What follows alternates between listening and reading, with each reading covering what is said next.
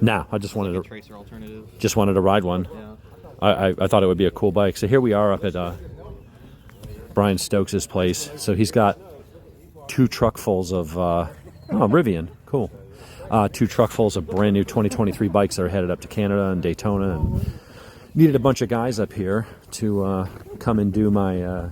Well, I was coming up to check on my bike on my motor rebuild, but here he's needed some help breaking in some bikes. So we're going to be spending the day riding brand new 2023s, riding them up in the North Georgia mountain area. Frodo, you're going to kill yourself on that. I'm not taking this. I'm not taking this. No. March back to the Shire. Yeah. He'll flick him off right back to the Shire. Take the Speed Twin 1200. That's the Speed Twin right there? No. Speed Twin's over there. Yeah, that's my bike. Well, yeah, my bike with both cylinders intact. That's what I'm saying. Like, Tridents are fun. The makes a little less power. I was thinking about that. That's more the entry level, but it's a sweet ass bike. Is But that a similar motor to the 675? it's the 660 motor. So they're Though, right? yeah, it's a triple. They're quick, but they're not fast. They're a great beginner bike though. For the money, dude, those are like $9,000. Yeah. What for this? Yeah, they're very cheap. Yeah, I want to ride the Speed Twin because you have one. That could be like my So we got the new Speed Twin 900s over there too. Yep. And then you're taking the 1200. You're gonna love that. Put it in sport mode. Put it in sport. We got What are Tigers. you gonna take? I'm taking the Tiger, Tiger? the 1200 GT. So I'll have the heated grips, which will be nice. That one, the blue one, White one. the white one. And then I'm going to try to ride a Rocket later. I've never ridden a Rocket. I've ridden Diavos. My wife used to have a Ducati Diavo, but that thing's supposed to be freaking insane. You need, No, it would be like this. I'll be hanging off like. yeah, you need your heels. Seriously, can't even put my other foot down. yeah, first bike I'm going to ride is something with heated grips and heated seat. I mean, it's not I'm a already baby. fucking freezing my ass off. It's a baby. That's right. Don't be a bit. Well, he's Cuban. He's not used to cold weather, This baby's man. got like 6% body fat. You need to understand. Yeah, I don't belong that's not in the- padding. Those are just his. He had to take the padding out to make room for his muscles. That's what it is. Yeah. So this is gonna be fun, man. We're out in a nice area. It is like 38 degrees right now, so it's a little cold. Have a good time. So I got my good winter gloves and heated grips. I'm gonna be toasty. I didn't bring winter gloves. You're gonna be like, we'll get where we're gonna stop for lunch, and you're gonna be frozen. It'll be like Dumb and Dumber, where he's like, I can't feel my fingers, Lloyd. He's like, oh, here, take my extra gloves. My hands are sweating. Is the sport enough? You've had these all the whole time. It's Colorado. We're in the Rockies. Duh. So the little Tiger 660s are cool little bikes too. I like those. Yeah, those are great little entry level like sport touring bikes. Huh. But that Rocket, Is that the same motor that's in the Trident? 2.3 liter motor. It's freaking. Yeah. The bobbers are fun too. My wife just sold hers. Yeah. I rode hers. It was a nice bike. It doesn't have a lot of cornering clearance. If you go into a turn hard, you're going to be scraping shit. That's the only problem with it. It might have more than what he's got already, though. It's nice. Yeah, well, yeah, probably is more than the Harley, but not by much, honestly. I rode that down Richard Russell, third turn in. I ground the peg just into the ground. Scared the shit out of me because I wasn't expecting it. Went wide almost into a ditch before I realized, like, oh, that's what it was. I'm good on that. Kind of corrected. I like my ground clearance. Yeah. I had just run down it on a street triple, and then I like, went right to the bobber and chucked it in a turn. I was like, it was not happy. Yeah, I wouldn't imagine it. Appreciate So- that very much. There's Jake. Say hey, Jake. Hey, Jake. We got Jonathan. We got Nick over there. We're still waiting on Dean and Cameron. Tigers all got Brembos on them. Most Triumphs have Brembos, dude. Almost all of these do. That Rocket is something. I wouldn't get a Rocket just because I would like to ride it, but I don't think I'd ever buy one. I would buy. It's too much bike, man. Well, it handles better than you think it would, but if I was going to get that kind of bike, I would get a Ducati Diavol. But it's just so impressive. It's insane. Look at the motor. No, that's what I'm like, what the hell? That is literally a bigger engine that's in my car. Yeah, it's a 2.3 liter. No, it's a 2.5. They're up to 2,500 cc's now. So each cylinder is, I can't do math, 800 something cc's. It's so cold I can't do math. Math is hard. Yeah. Yeah, I'm gonna ride a Tiger today. Sweet. This could be a little different than my ZX14 though. Like the other end of the spectrum. You know what I'm saying? Cool. All right. Hopefully Cameron and Dean will be here soon, and then I'll turn on the camera on the whatchamacallit on my helmet. We'll go with that. So anyway, this is what we're doing today.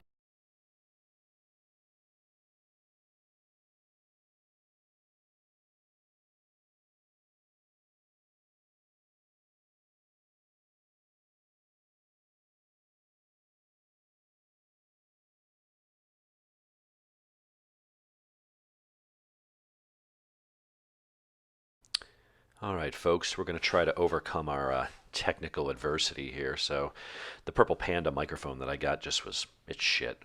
So, and apparently between that and having the gain up a good bit, actually I had it reduced by -3 decibels, just wasn't enough. So it was just completely blew out the audio. It was all crackly and you couldn't hear me talking. All you heard was static and technical rubbish. So, I'm going to do a voiceover here. So this is the 2023 Tiger 1200 GT Pro. So we got it out yesterday. We were out there helping break these bikes in for the Triumph fleet.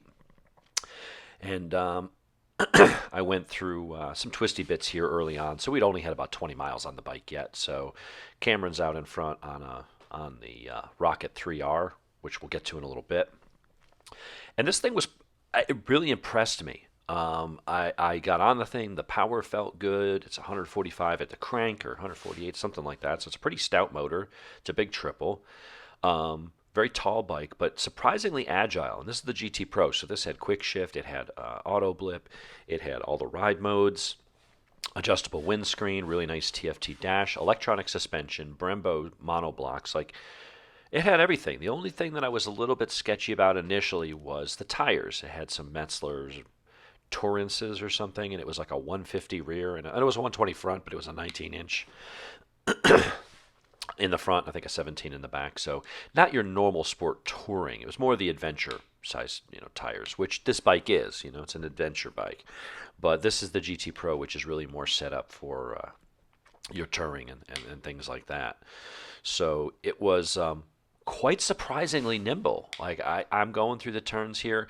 It's 38 degrees out. I'm on a brand new bike, a brand new $22,000 bike that doesn't belong to me, that I'm liable for, on skinny little touring tires, on some twisty roads I've never been on before. And you can see here, we're going through here. This is a 35 zone. We're going through at a pretty good clip. Now, we did come through later in the day, and we amped it up. Brian told us, he's like, I need you to break these in, put at least 100 miles on them. He's like, but don't be gentle. He's like, I don't want you flogging them. He's like, don't abuse the bikes. But he's like, I've been doing this a long time and racing and stuff like that. And my best race bikes I ever had that performed the best were the ones that I actually did like a harder break-in. Broke them in on the dyno, broke them in on the track. He's like, so you get better compression. When you want to seat those rings fast. The sooner you hone the cylinder walls in and get them to mate up with the rings, the better. Don't do it slowly. So this is a guy who's doing the rebuilds for Triumph and works for the factory, and the guy that's working on my bike. I've been saying this for years and arguing with people, and they just, no, you got to do the manual. Don't go over 4,000 RPMs for 1,000 miles, whatever nonsense is in there. It's been there since 1973. He's like, look, don't smash it the whole time. But he's like, you don't need to be gentle. In fact, I would prefer that you don't. Go out there and play a little bit. Just be careful on the tires till they're warmed up and scrubbed in, but go have fun on the bike. He said when you do that, you tend to get better results. He's always gotten better results on his motors. They've been reliable, as well as they made more power. And they're making more power because the rings seated better, so you got better compression.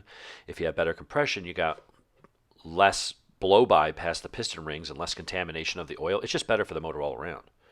So we're out there, we'd only been riding for about half an hour when we hit these roads on brand new bikes. And you can see, we're not running at our normal clip you might have seen me in the mountains on, but, doing 80-something miles an hour. And we're having a little bit of fun. I did keep the revs down under 6,000 for at least the first half of the day, and I didn't start taking it up until we got over the 100-mile mark later in the day. Fortunately, by then my camera crapped out, so we didn't get some of that footage. But this thing just dives into the corners. It's very stable. It tracks pretty damn well. I found it had a ton of clearance. Ergonomically, it was good. There's these air ducts that direct air away from you to help keep the wind blast off you around your knees. My left knee, more than my right knee for some reason, kept banging into it. I don't know why. I don't know why it's right there, but my knee was hitting it. It wasn't enough to hurt me, like I didn't like bang my knee on it, but it was one of those things I was like always like, what's that? What's that? It was just a little distracting. Heated grips worked real well. The acceleration was really good on this thing. It was a very impressive machine. I just put the windscreen up. It did actually make a difference. Unlike the Tracer 9 GT that did nothing. It just moved it from your chin to your forehead as far as the wind blast. But this was a bike that you got on and you could very quickly, on a warmer day with tires that you were familiar with, you could kind of jump on this, spend about 5 minutes figuring out the balance and the tip, how where everything is. And you can kind of just go to town. I walked away from this really, really impressed. The way they engineered this bike, I understand from this new model, they added like 20 horsepower and dropped like 40 or 50 pounds. You felt that because I sat on the old Tiger 1200 Explorer, and it was an interesting bike, but it was a freaking beast and top heavy. This thing just melts away underneath you the second you start rolling. And it feels playful. It feels agile. It feels willing, like it wants to just kind of dive into the turns. And God, we were playing later in the day there was a 707 horsepower, one of those Ram TRX with the Hellcat motors, the truck. I've run against those in my Mustang, and that thing was like on my bumper. I could not shake that thing. It may be a 6,000-pound vehicle, but it is a monster. And he was ahead of us trying to play with Cameron and I. Cameron had switched to a Scramble 900 at that point, so he just sort of gave up. I pulled on that thing. That guy took off on the straightaway, and I just pulled up to him, and I had to back off so I didn't run into the back of him. This is a seriously competent bike. I'm actually considering it.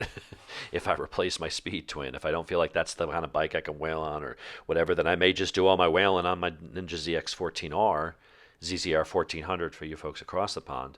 I may just use that for tracking spirited runs and goofing around and get a bike like this for everyday kind of stuff where it's still fast enough to have fun, but you're not going to flog this the way you would a sport bike. And the good news is you don't have to. We were having really good fun in the twisties without me having to really go past 6,000 or 7,000 RPMs. Later in the day, it was nice to get that top-end rush up there, and we did do that, but it's willing, but it's not necessary to make it go fast. It's got a lot of power.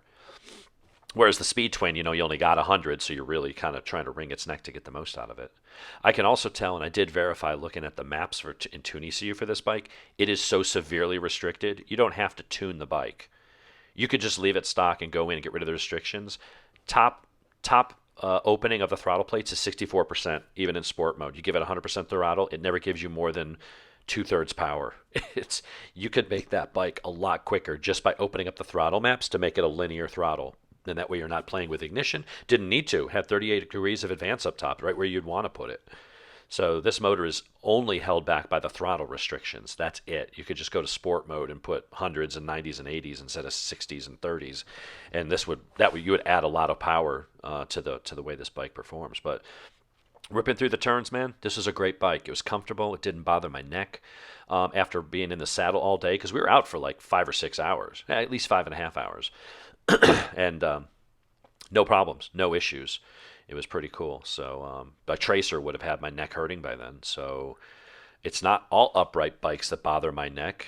The Tracer certainly did, and that's why I had to get rid of it. I really wanted to like the Tracer. It was a very cool bike, but this handled just as well, which is high praise because the Tracer actually was a really good handling bike. It had a quick shifter, auto blip. That did have 17-inch normal tires with a 180/55 on the back, so I would give it the edge there that if you really wanted to push it, the Tracer would go a little bit better. Just because of your tire selection and having more meat on the road. But this thing just glided and flew through these turns. Had a great day. It was really nice just setting cruise control and cruising down the highway portions of the ride. And then you get to these turns, and this was a gnarly little road up there. We just kind of wicked it up a little bit and played, and we weren't running our normal pace on our summer roads that we know like the back of our hands, but nothing to complain about on this bike other than that little thing, that plastic piece that was right where my knee wanted to be. I think that if I'd had pants on like that had knee protection like built in, then I would have been banging into it more.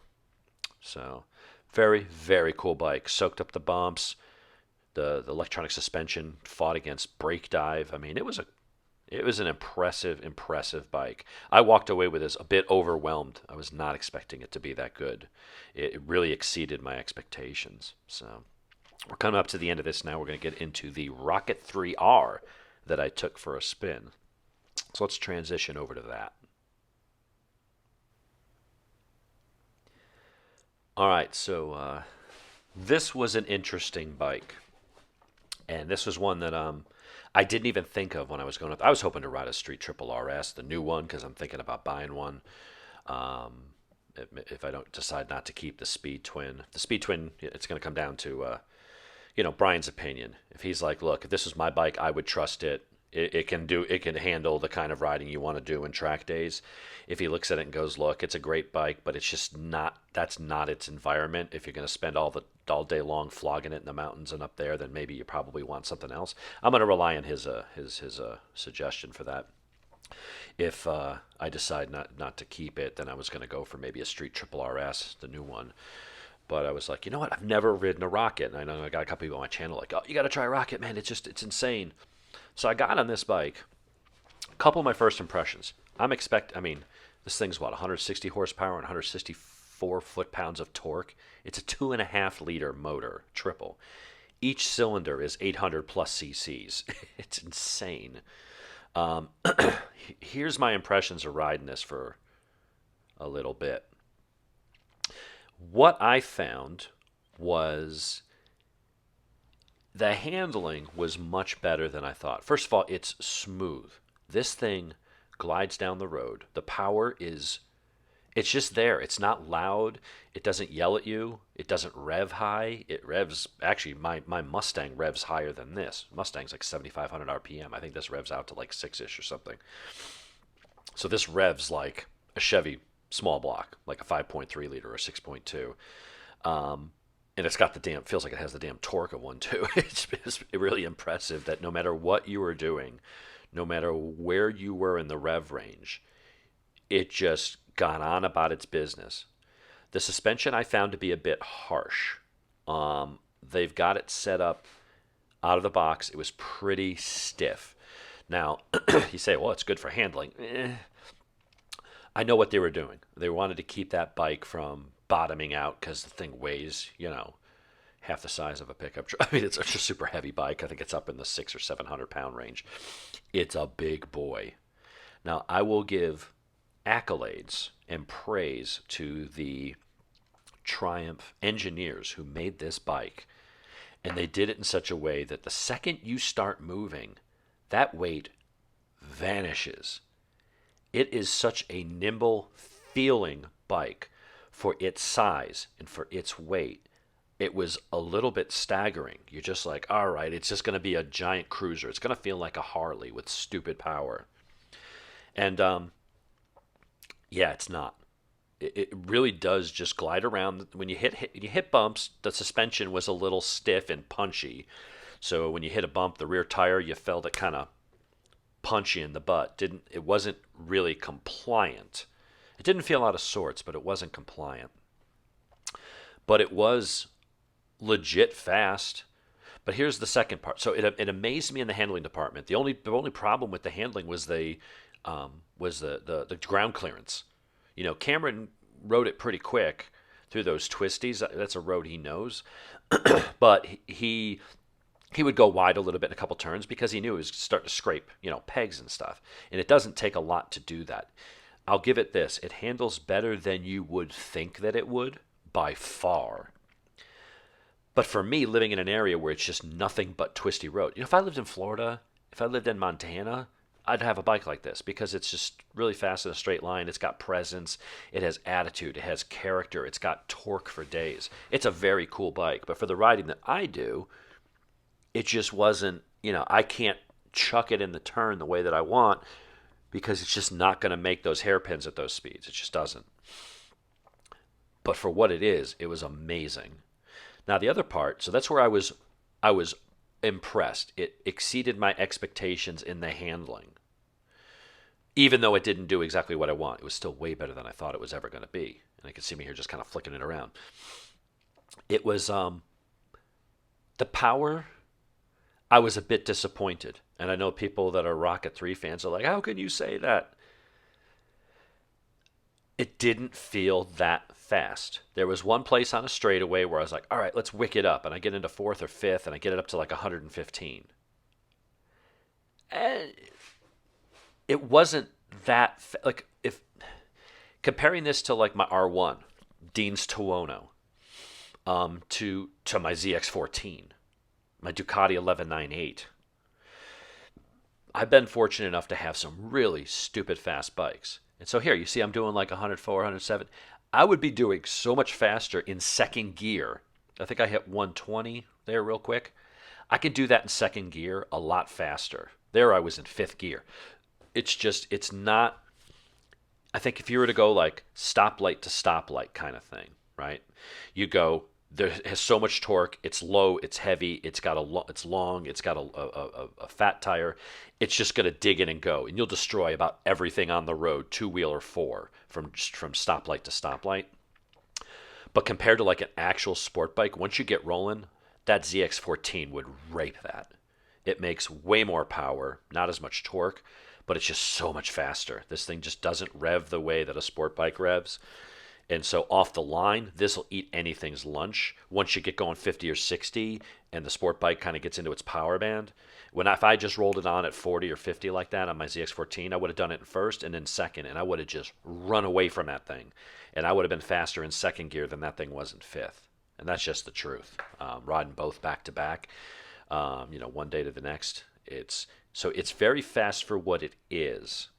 But I didn't feel like it was faster than my wife's Gen 1 Diavel. So anyway, I come away from the 2 a little underwhelmed and unimpressed with the Rocket. I know that's crazy to say when it comes to the speed, but everywhere else it impressed me. But I came away blown away by that Tiger 1200. That was the star of the day. So that's my kind of review. Ask your questions and stuff. But we're coming up to another point where, unfortunately, Nick had a little bit of an oopsie with one of the demo bikes. The audio is not great. It's crackly, but I think you can hear it. So I'm trying to salvage it rather than narrate over that. So let's get into that, shall we? Coming up next.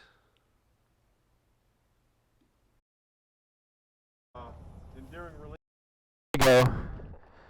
So we had a little mishap. That's all you're going to need is a new Radiator and that. Yeah. and it'll be ready to go. And some coolant. Yeah, we're coming out of an intersection and a bunch of bikes bunched up, but then there's cars coming around the corner, so one bike ended up just clipping the other. No damage. Just, it wasn't much of a hit, but just the exhaust pipe. I guess this bike was further uphill. So that little mark right there, that scuff right there, you almost can't see it. But the radiator just hit it, and it just bent it in, and it just split, and boom, under pressure, blew all the stuff out. So Brian is coming to pick them up. John and Nick will be doing the walk of shame. It is what it is. So we're going to go get something to eat, and we'll be back in a little bit. It's all right, dude. Shit happens, man. Everybody here has been on the ground. You didn't even crash. You just bumped into somebody, and it just happened to be in a weird spot. Everybody here has been on the ground on street or track or both. And this wasn't even that. This would be normally a little fender bender. Bunk. It just happened. If it hadn't hit that exact spot, it'd be a dent, and it wouldn't have, you'd be riding still. It just, unfortunately, it hit right there and split the metal. Otherwise, it'd be rideable. That's like a freak accident kind of thing. Don't beat yourself up over it. It's a great bike. That's the only one I didn't get to ride today. I guess I'm not going to. Shit. Damn it, Nick. This guy. Alright, well, we're going to go grab a bite to eat. We'll continue on our way. We'll see you back at the ranch. How you feeling, Jonathan? Look at this shit. Jonathan has got coolant on his pants, and because the Speed Twin is completely fine, but it's got coolant all over the tires. So Brian's like, don't ride it. I'm coming to pick him up. So Jonathan's riding bitch. Remember, hold on to that little handle in the front. It's not much to hang on to, but it's something. He's Jewish, All right. let's get the show on the road, continue on our journey.